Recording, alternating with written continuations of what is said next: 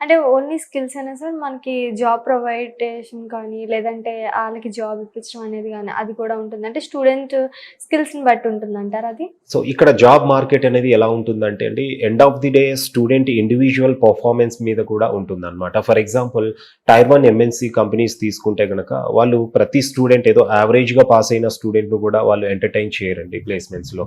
So కొంత tyre 1 MNCs వచ్చేసరికి student CGPA అనేది కూడా కన్సిడర్ చేస్తారనమాట. సో అట్‌లీస్ట్ 7.5 సీజీపీఏ అబోవ్ ఉన్న ప్రతి స్టూడెంట్ కూడా టైర్ 1 ఎంఎన్‌సీస్‌లో అనేది జాయిన్ అవ్వచ్చు.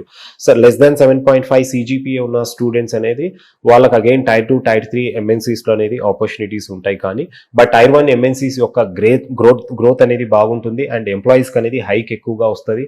సో ఇక్కడ ఏమవుతుందంటే మంచి ప్యాకేజ్‌తో స్టూడెంట్ అనేది సెటిల్ అవ్వచ్చనమాట. సో స్టూడెంట్స్ ఒక సర్టెన్ జనరల్ అంటే ఒక యావరేజ్ సీజీపీఏ అనేది వాళ్ళు మెయింటైన్ చేస్తే సరిపోతుందండి. మంచి కంపెనీస్‌లో అనేది ప్లేస్ అవ్వచ్చు. ఎందుకంటే మన దగ్గర వీటితో పాటు ప్లేస్‌మెంట్స్‌తో పాటు మనము స్టార్టప్స్ కూడా మనము ఇంపార్టెన్స్ ఎక్కువ ఇస్తామండి. మన దగ్గర ఐడియా ప్యాడ్ అనేసి మనం ఒక ఇంక్యుబేషన్ హబ్ లాంటిదండి. అది కూడా కొత్తగా లాంచ్ చేశాము. ఆల్మోస్ట్ 100+ స్టార్టప్స్ అనేది కూడా మన యూనివర్సిటీ స్టూడెంట్స్ అనేది చేయడం జరిగిందనమాట.